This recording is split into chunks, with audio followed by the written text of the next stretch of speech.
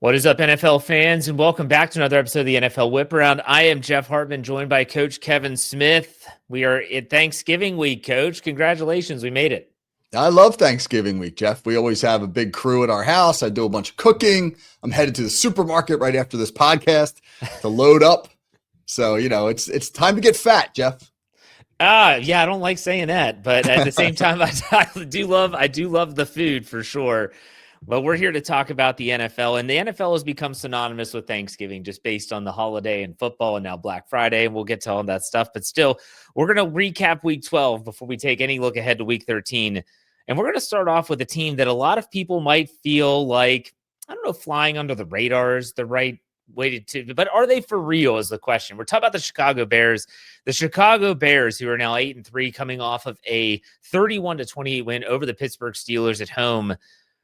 Coach, what do you think about this? This is a weird team. They take the ball away at a crazy clip. Caleb Williams is doing just enough. Are the Bears for real, in your opinion?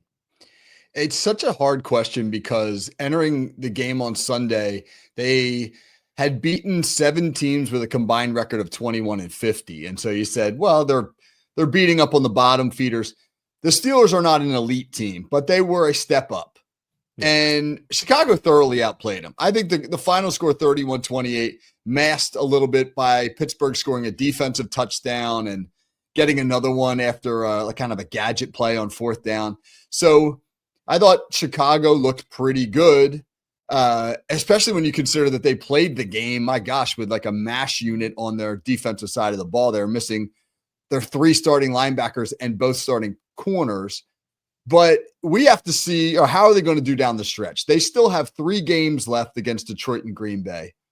And they still have to play, I can't remember which one of the AFC powerhouses. It might be Buffalo. But it's going to be an interesting home stretch for them. And, if they can keep their head above water in that home stretch, then I think you have to take them seriously.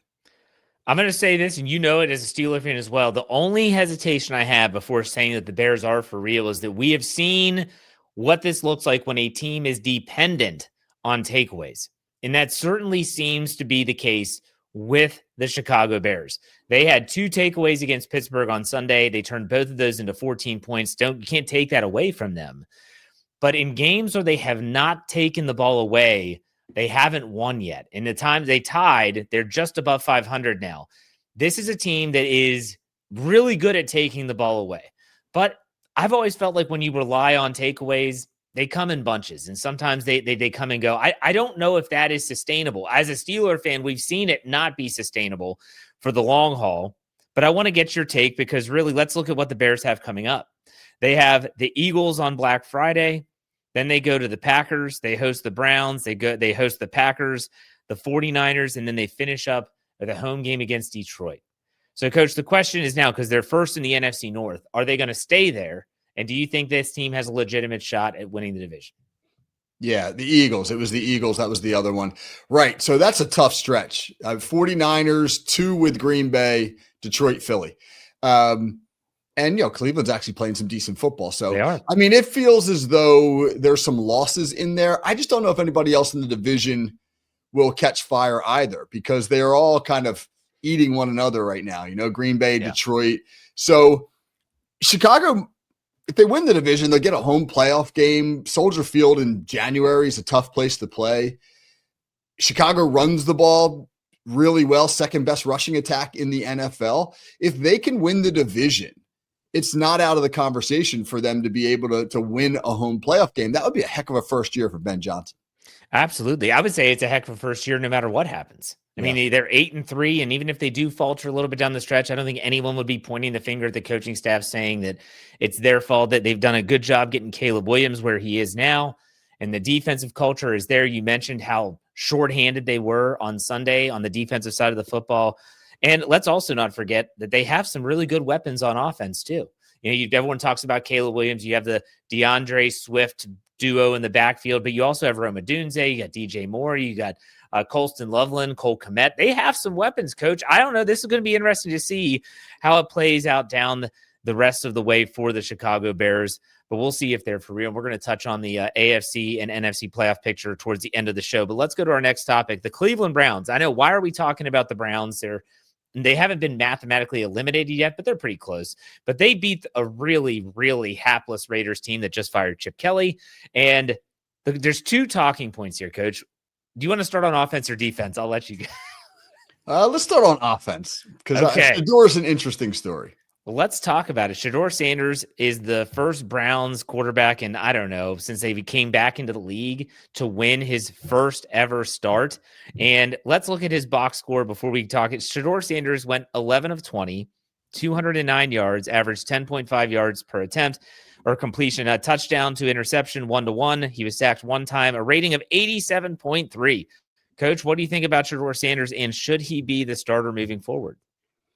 I think that his resilience is commendable because he had a horrible debut a week ago, 4 out of 16, looked overmatched. But Kevin Stefanski said it after the game. He said, look, the guy just hasn't had any reps with the ones. And then so last week he gets all the practice reps and he comes out and he plays some pretty good football. He didn't light the world on fire. 2 of his completions, he only completed 11 passes, but 2 of those completions totaled half of his yardage. But he did, enough to allow Cleveland to win. And I think he's a guy the Browns want to play for. There's a charisma about him. There's an energy about him that feels like, hey, this is a guy when he gets into the huddle, we're all in on him. So I think moving forward, I think he earned himself a second start.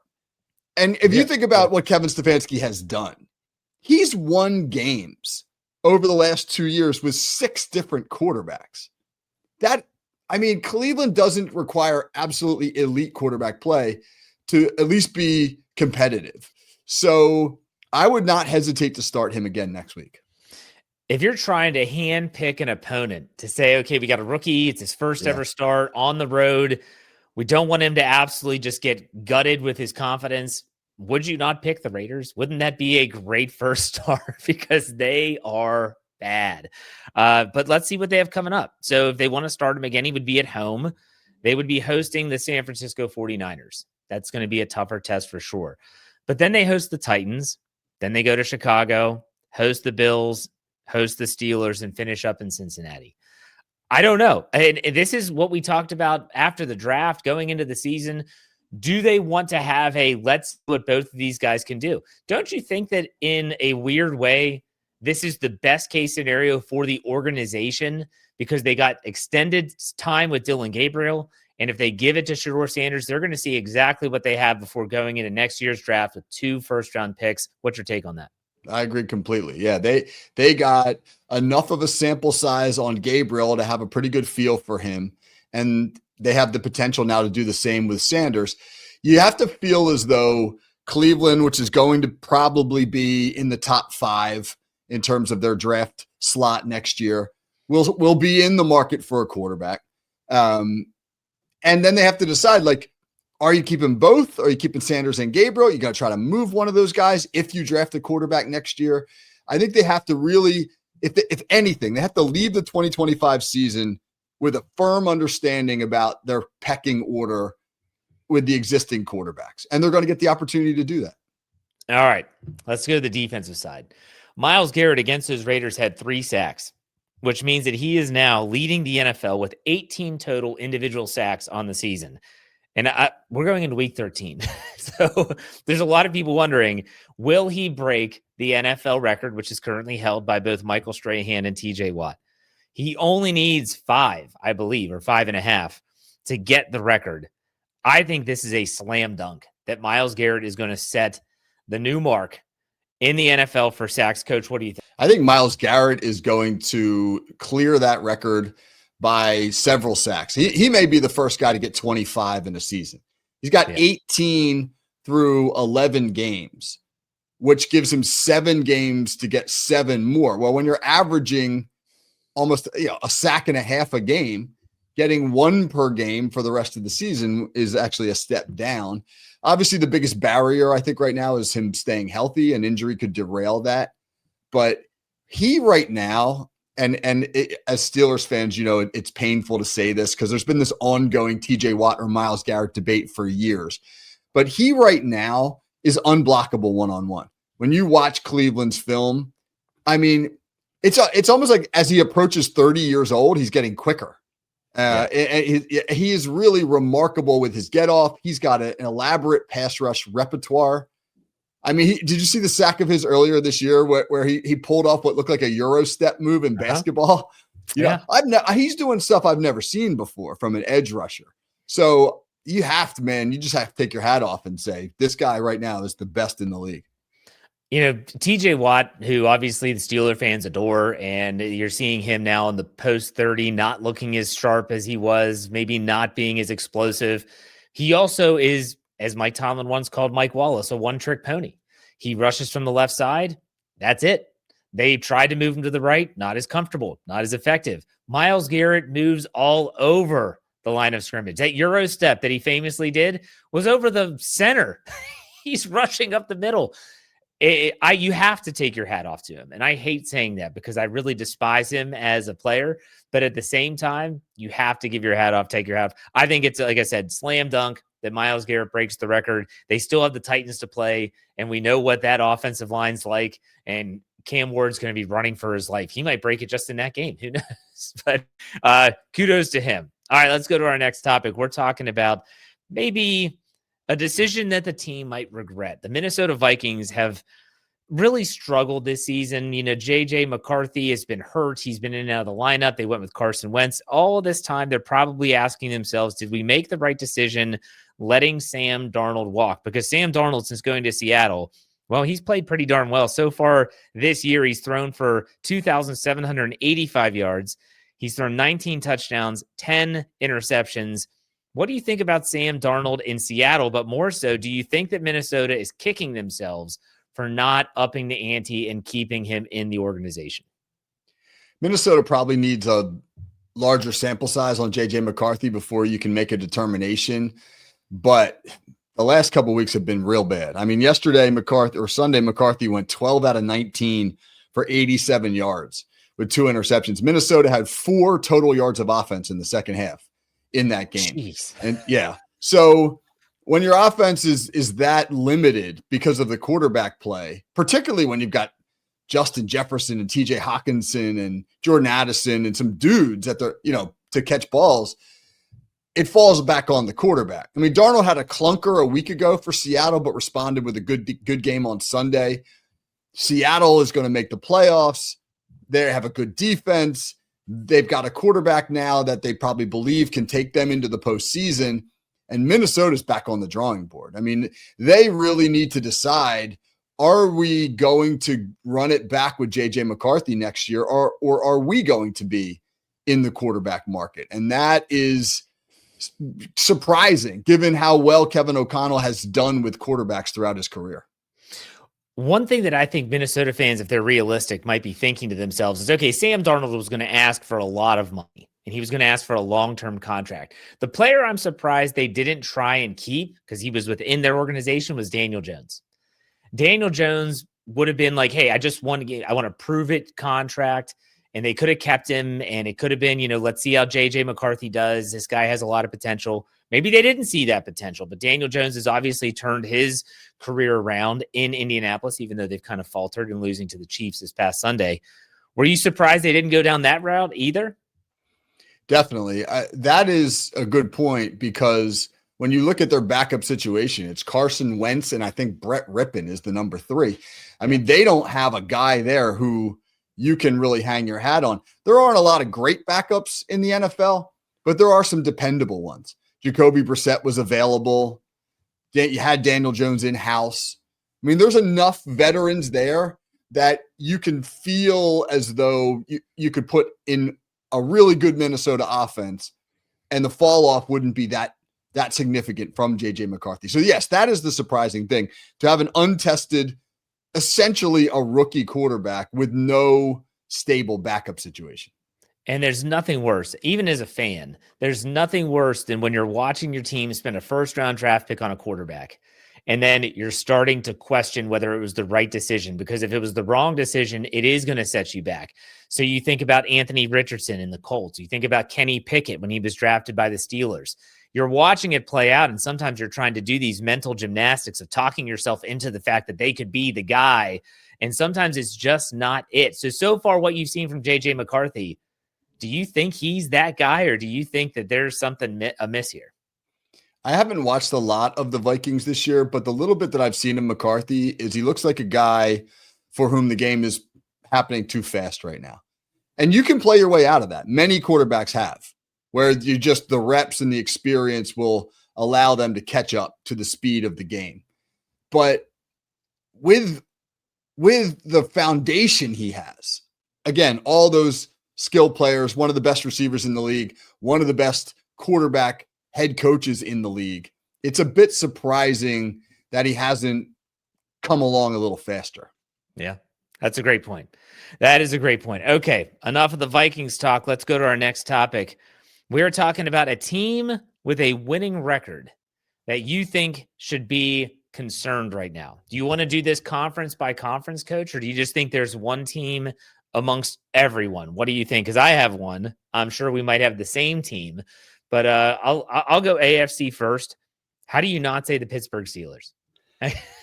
At 6-5. You can absolutely say the Pittsburgh Steelers. No question about that. Winning record.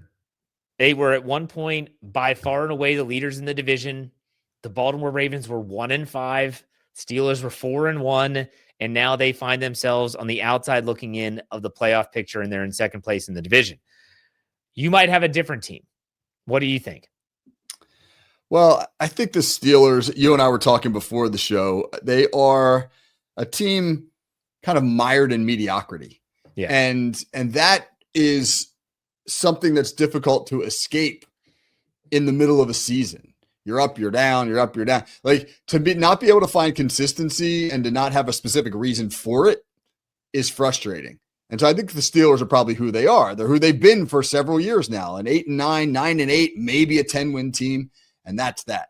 The team, though, that I would be nervous about right now is the Colts. I think that the Colts, while they're still 8-3, and they're still in first place in their division, it kind of feels like teams are figuring them out a little bit. They've lost 2 out of their last 3.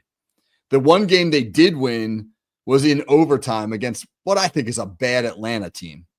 And when you look at their schedule, it was right? an international game. Yeah. Yeah. When you look at their schedule, right? They got to play Houston next, who's red hot. That defense is playing lights out. They got to play Jacksonville, who's only a game behind them in the standings right now, and that's in Jacksonville. They have to go to Seattle. That's a hard place to win. Then they play the 49ers, and then they finish up with rematches against Jacksonville and Houston. They don't have an easy game. They don't have a layup game on their schedule. And if teams have begun to kind of get a feel for Daniel Jones, because his play has fallen off the last several weeks, then that doesn't bode well given the quality of some of the defenses they're going to face down the stretch. What do you think about Buffalo? They're 7-4. They're coming off a Thursday night loss to Houston. They didn't look good. I know it's tough to travel because that game was in Houston.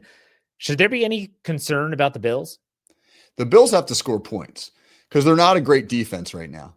And if you go back 2 years, over the last couple of years, they've lost 7 out of the last 8 games where they didn't score 20 points or more. So they're not going to win 19-17 games. They gotta beat you like 27-24, something like that, right? Right. And I mean, Josh Allen is still Josh Allen, but you question the receiving core a little bit. Does he have enough weapons around him? They've got a pretty good rushing attack, but if they get into one of those shootout games, can they outscore teams knowing that their defense gives up a lot of points? That's the concern there.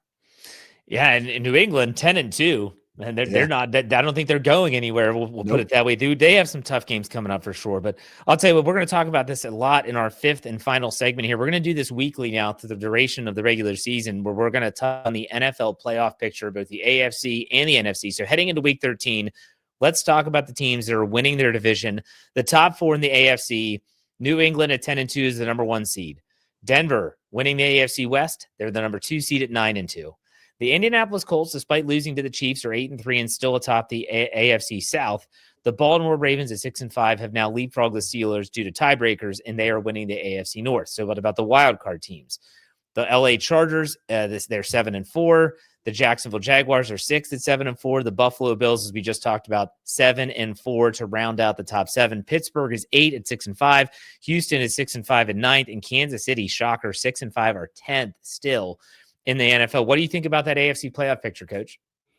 Man, I think everybody in the AFC was pissed when Kansas City came back from 11 down in the fourth quarter to beat Indianapolis the other day. Because if they had lost that game and gone to 5-6, I think they were done.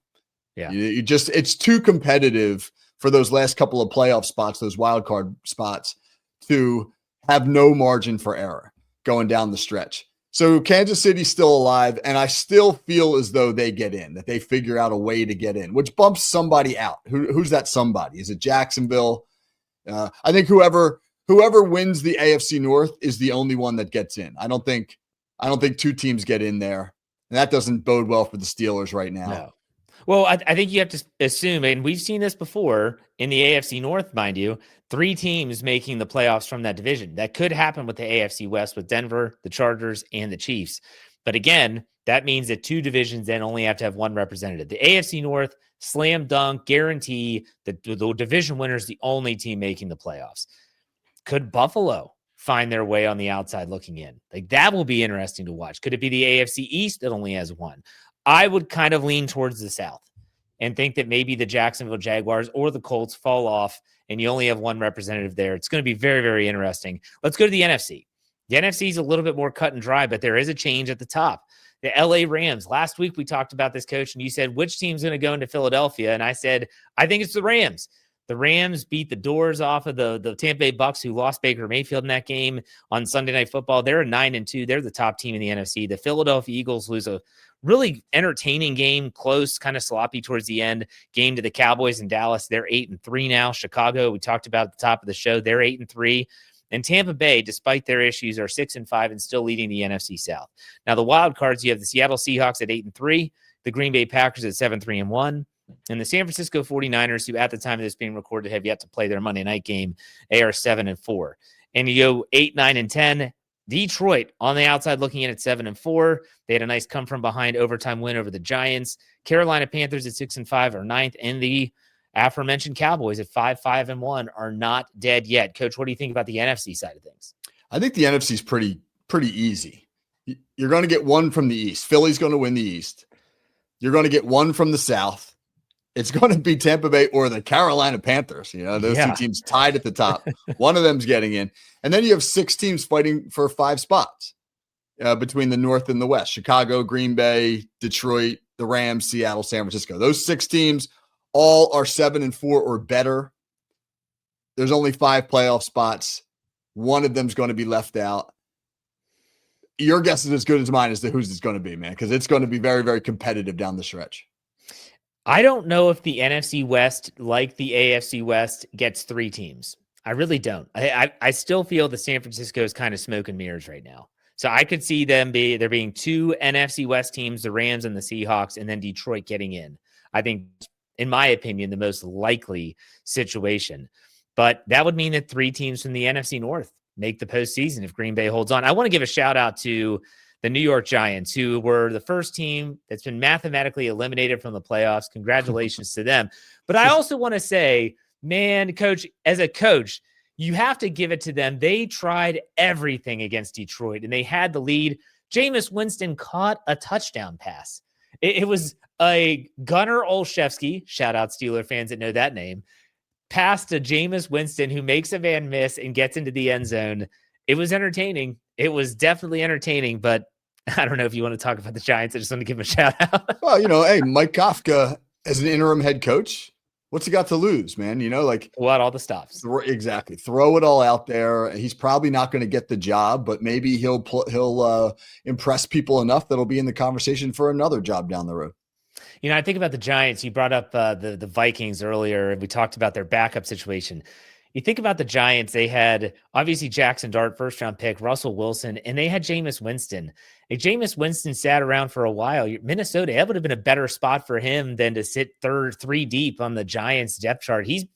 He's not the answer, but he's not a bad backup either. I will stand by that. I will say that Jameis Winston, he's super entertaining too, by the way. I just want the Lord to protect me from these interceptions. Oh, Lord, deliver me from those interceptions. All right, let's finish with a player profile. This is a gut punch to Steeler fans, but let's talk about George Pickens.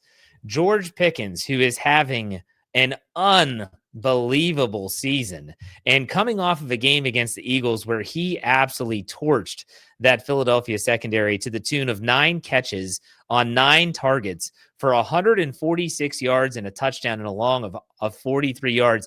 George Pickens has more receiving yards already heading into week 3 than the Pittsburgh Steelers receiving core, any pass catcher combined. Think about that. Good for him. He takes his opportunity in Dallas, and he's going to turn it into a lot of money. Whether Dallas goes into the Cincinnati Bengals mode, because they've already paid CeeDee Lamb, and they already paid Dak Prescott, and they say, okay, let's keep George Pickens, in which case you're not going to have enough money to pay anyone else, or he's a free agent and signs a lucrative deal somewhere else, he is going to earn himself a healthy payday. Coach, what's your take on George Pickens? Well, he's on pace for over 1,600 receiving yards, which is a massive season. Dallas has done a wonderful job of unleashing his full game. I put something up on my X page on Monday about that just showed his route tree on Sunday against the Eagles versus one of the route trees that he ran in Pittsburgh last season. It's night and day. I mean, he is attacking the middle of the field. He's catching the ball at short, intermediate, and deep levels. They're allowing George Pickens to grow as an NFL wide receiver. And he's obviously flourished, but I think the real story here is, other than showing up late for the team bus last week, for which he was disciplined, there have been no George Pickens meltdowns. And that's what doomed his time in Pittsburgh and ultimately led to Mike Tomlin saying, get this guy out of here, is that he just was uncontrollable. And his outbursts, his selfishness, his unwillingness to do little things, his sideline temper tantrums, etc. None of that has surfaced in Dallas. Is it a product of this being a contract year? Maybe. Or is it a new George Pickens? I don't know. But either way, good for him for seeing the writing on the wall, at least where he was headed, and making the adjustments he needed to. I'll tell you what it is. He's getting the football. He's a receiver, coach. You love receivers. What do they always want? They want the football. He's getting the football. He is over 1,000 yards receiving already heading into week 13. And when things are good, he's good. If things are bad, he's bad. And right now, he's got to be selfish and say, if they're losing, but I'm making plays and I'm having those yards, I'm going to get paid. He's a receiver, coach. You love receivers, right? I don't, Jeff. I don't love receivers. But I will give him credit because he's playing some of the best football in the NFL right now. Yeah, that's true. Very good point. All right, coach, it's been a good show. Why don't you say what's coming up on the Call Sheet podcast this week? Yeah, this week on the Call Sheet Wednesday, our Whiteboard Wednesday show, we're going to take a dive on the counter gap scheme, which is really, really prevalent in the NFL right now. You're seeing, and not just the NFL, but all levels of football, you're seeing that scheme be incorporated in a multitude of ways. It's a really fascinating scheme, so we'll dive in on that. We'll do our show with Pez on Friday, and tons of stuff up on my X at KT Smith FFSN, breaking down Steelers, Eagles, Lions, all sorts of stuff. All right, make sure you check that out. In the meantime, we'll be back next week for another NFL Web Round. Coach and everyone listening, have a happy Thanksgiving. We'll talk. Take it easy.